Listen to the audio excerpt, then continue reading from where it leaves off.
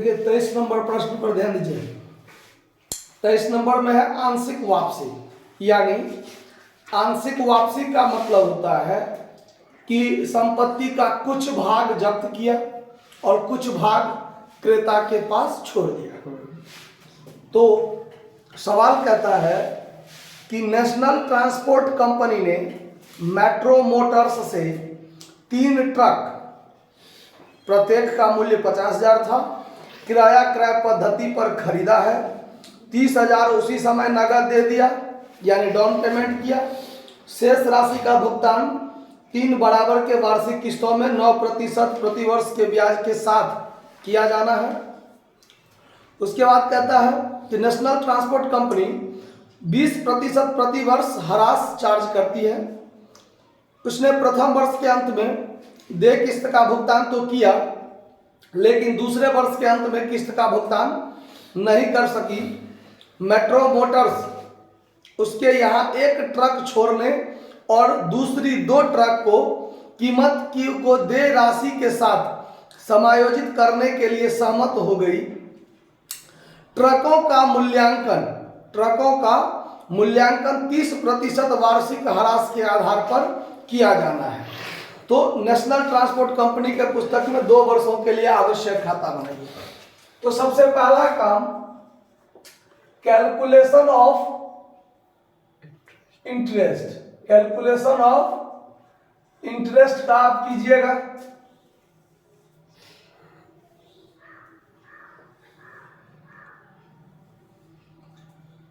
इसमें cash price, interest, instalment.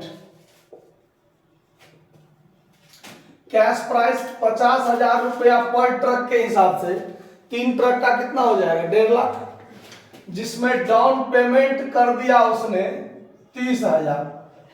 तो 30,000 में तो ब्याज लगेगा ही नहीं, घट जाएगा, बचेगा 1,20,000।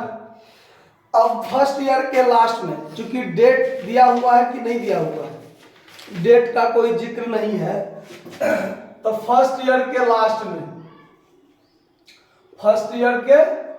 लास्ट में कितना रुपया ब्याज लगेगा? 1,20,000 का 9% ब्याज लेता है ना। 00 से 00 कट गया, 12 में 108 पर 00, मतलब 40,000 का किस्त होगा। देखिए 30,000 डाउन पेमेंट कर दिया, बच गया 1,20,000। 3 किस्त करना है, तो 3 किस्त और 9% ब्याज के साथ, तो 40,000 का 3 किस्त बनेगा और उस पर ब्याज सहित तब पेमेंट होगा। तो 10,800 जो है वो हो गया ब्याज का, तब 50,800 किस्त का भुगतान, ये किस्त का भुगतान कर दिया। 40,000 इसमें से घट जाएगा, बचेगा 80,000। अब सेकेंड ईयर के लास्ट में 80,000 का 9% ब्याज तो चार्ज होगा, चूंकि टाइम बीता है। 8 9 7200, 40,000 और प्लस 7200 मतलब 47,200। इसका पेमेंट उसने क्या किया? नहीं किया तो इसके बाद का तो कोई चर्चा ही नहीं करना चाहिए। उसके बाद तो संपत्ति जब्त ही हो गया ना। 1 छोड़ दिया, बाकी 2 ले लिया। Calculation of depreciation, first year में 1.5 लाख का 20%। देखिए ये हायर परचेजर भी डिप्रिसिएशन चार्ज कर रहा है, और हायर वेंडर जब संपत्ति जब्त किया तो वो भी डिप्रिसिएशन काटा है। तो हायर परचेजर जो है वो 20% डिप्रिसिएशन लगाता है अपने पुस्तक में हर साल क्रमागत। तो 15 दूनी 30,000 हुआ। सेकेंड ईयर में अब सबसे पहले तो रिटेन डाउन वैल्यू निकालिएगा। 1.5 लाख में से 30,000 घट जाएगा, तो बचेगा 1,20,000। तो फिर सेकेंड ईयर में हायर परचेजर 1,20,000 पर 20% ह्रास काटेगा। तो 24,000 ह्रास काट लिया, ठीक है। तो इसके हिसाब से रिटेन डाउन वैल्यू कितना बचा, 1,20,000 में से 24,000 घटेगा तो 96,000। अब क्या होगा आगे, तो अब देखिए, अब सबसे पहले हायर परचेजर के पुस्तक में खाता बना लीजिए। तो वेंडर के पुस्तक में जब बनाएंगे उस समय में फिर एक बार वेंडर के दृष्टिकोण से डिप्रिसिएशन लगाया जाए, ठीक है। तो अब पहले इन द बुक किसके पुस्तक में कहता है, एक ही के पुस्तक में कहता है ना, तब यहीं पर हमको करना पड़ेगा, यहीं पर calculation of depreciation for higher vendor. Hire vendor भी डिप्रिसिएशन लगाएगा, क्योंकि जब वो संपत्ति छीनेगा, जब्त करेगा, तो वो कितना दाम काट लेगा उस पर ध्यान दीजिए। ट्रकों का मूल्यांकन 30% वार्षिक ह्रास के आधार पर कर रहा है, ठीक है। तो अब देखिए, फर्स्ट ईयर में ये ह्रास लगाएगा, तो ये लगाएगा मात्र 2 ट्रक पर। कितने ट्रक पर, 2 ट्रक पर, क्योंकि 2 ट्रक ही ना छीना है, ये तीसरा ट्रक तो नहीं छीना है, तो तीसरा ट्रक को छोड़ के बस 2 ट्रक पर ह्रास लगाएगा। तो 2 ट्रक का दाम कितना हुआ, 1,50,000 एक ट्रक का, तो 2 ट्रक का दाम 1,00,000, तो 1,00,000 का 30% ह्रास काटेगा,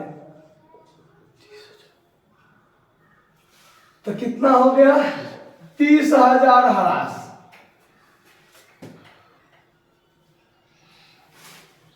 थोड़ा रोक दीजिए, तो यहाँ पर थोड़ा डिप्रिसिएशन लगा।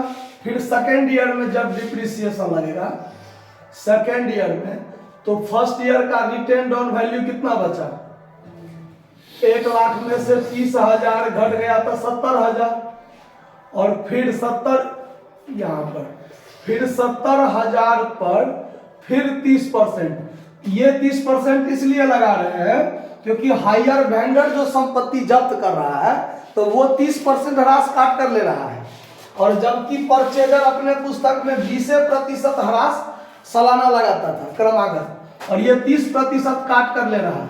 तो जो ले रहा है वो सोचेगा ना कि हम कम से कम में लें, इसीलिए वो 30% ह्रास काट के ले रहा है।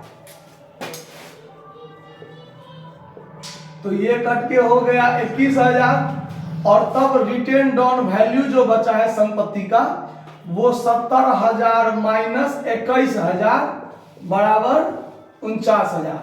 मतलब ये वेंडर जो संपत्ति जब्त कर रहा है वो ले रहा है 49,000 में संपत्ति ले रहा है, ठीक है। तो अब यहां पर बनाएंगे in the books of national, क्या नाम है, national transport company, national transport company. इसके पुस्तक में हम बना रहे हैं सबसे पहले hire vendor account, hire vendors account बना रहे हैं।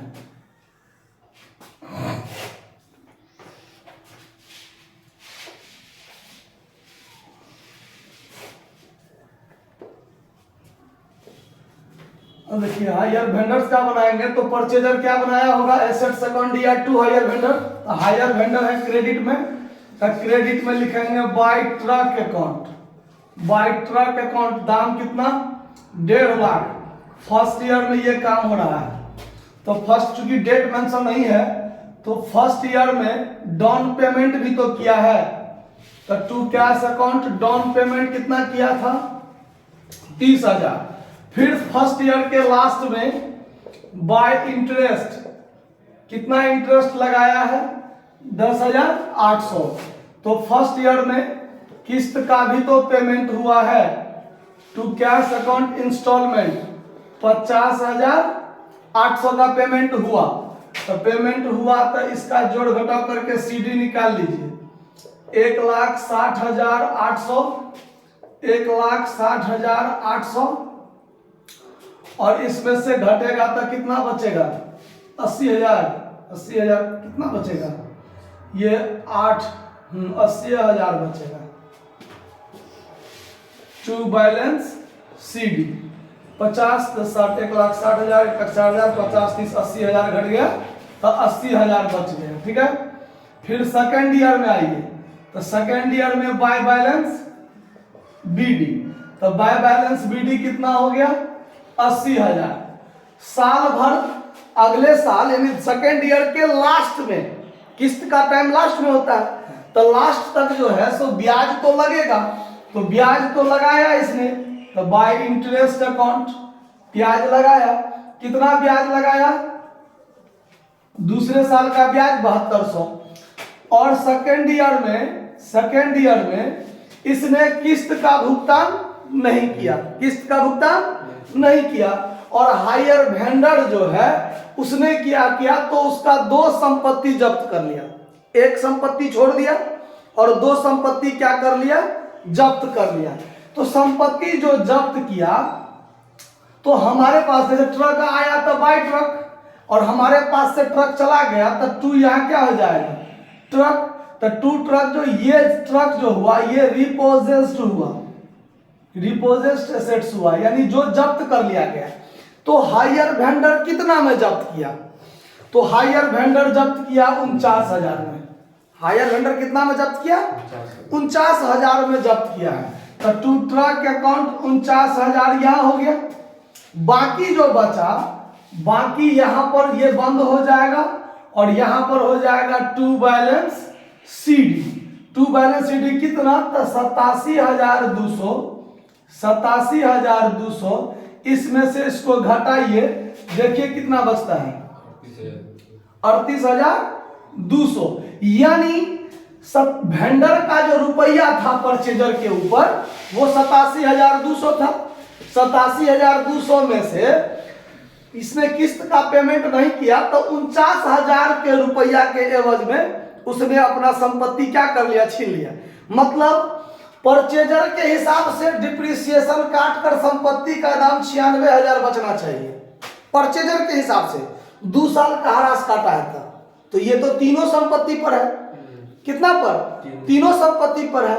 लेकिन वेंडर जो डिप्रिसिएशन काट कर ले रहा है, वेंडर कहता है कि हम 30% डिप्रिसिएशन काट कर लेंगे, तो 3 पर 30% डिप्रिसिएशन करेंगे तो कितना संपत्ति पर, तो 2 संपत्ति पर, 2 संपत्ति न ले रहा है, तो 2 संपत्ति का दाम हो गया 1 लाख। 1 लाख पर 30% 30,000 काटा, बचा 70,000, फिर 30% 21,000 काटा 49,000। तो जब 2 ट्रक लेके वो जाने लगा तो क्या बोला कि आपका ट्रक का दाम कितना है 49,000 है जो हम लेके जा रहे हैं। तो यहाँ पर टू ट्रक जो है रिपोजेस्ड एसेट्स के रूप में 49,000 में लेकर चला गया। बाकी बचा 38,200। तो ये अभी दिया नहीं है लेकिन इसको देना पड़ेगा क्योंकि एक ट्रक तो छोड़ा है, तो उन 38,200 उसको देना पड़ेगा। तो थर्ड ईयर में बाय बैलेंस बीडी करके आप 38,200 छोड़ दीजिए, क्योंकि अभी ये दिया नहीं है, जब देगा तब देखा जाएगा। ठीक है, तो ये हुआ वेंडर का अकाउंट। अब ऐसे ही बनाएंगे एसेट्स का अकाउंट। पहले आप इसको नोट कर लीजिए, फिर आगे देखते हैं। देखिए वेंडर का अकाउंट देख लिए कैसे बना, अब एसेट्स का अकाउंट देखिए कैसे बनेगा। इसमें क्या सब आएगा, देखिए ट्रक अकाउंट, ट्रक अकाउंट,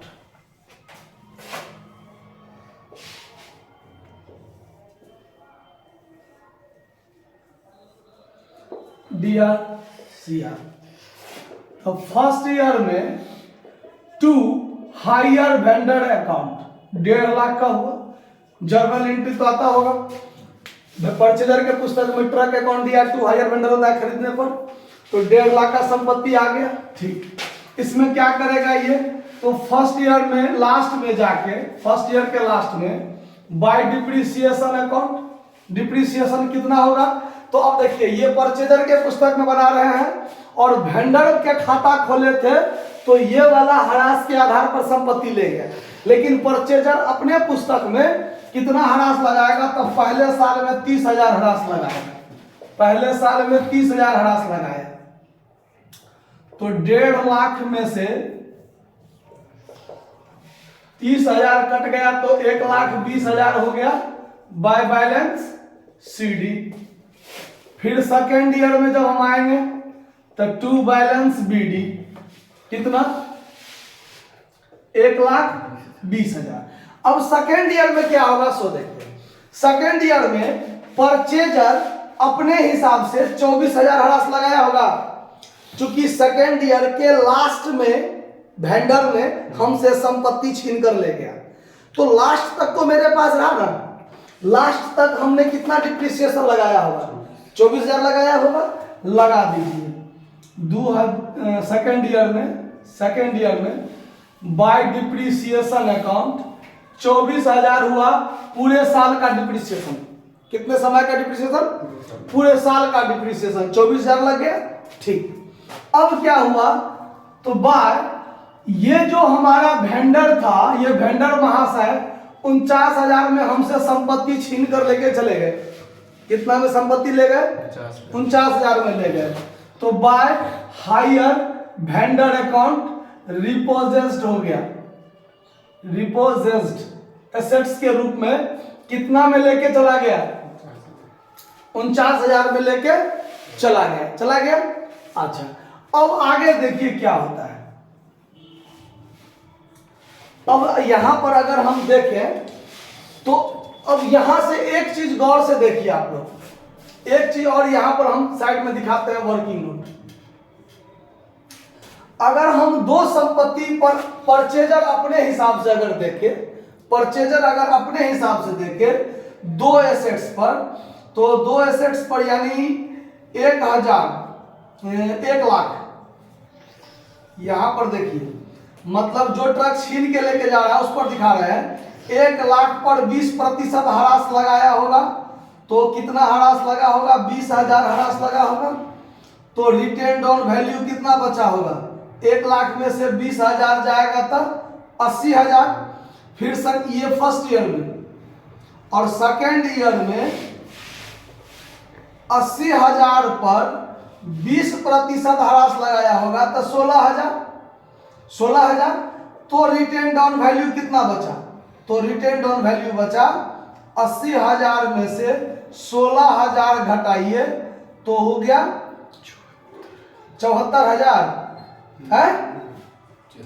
74 कैसे होगा? 64,000 होगा। कितना होगा?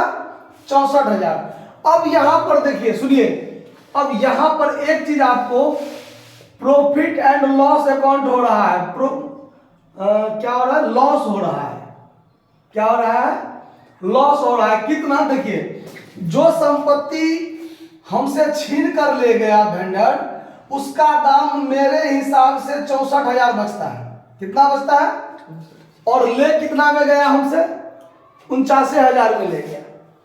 तो 64,000 का संपत्ति है मेरा, और ले गया 49,000 में दो ट्रक, तो हमारा 15,000 क्या हो रहा है? लॉस हो रहा है। क्या हो रहा है? लॉस हो रहा है। अब हो गया बात खत्म। ये 1,20,000, 1,20,000, और इसमें से टोटल घटा दीजिए। 1,20,000 में से 24,000 घटाइए, माइनस 49,000 घटाइए, माइनस 15,000 घटाइए, तो 32,000 जो बच गया वो हमारे पास जो एक ट्रक बचा हुआ है, उसका वैल्यू 32,000 हमारे पास बचा हुआ है अभी तक। समझ में आया बात? तो इसको नोट कर लीजिए। धन्यवाद।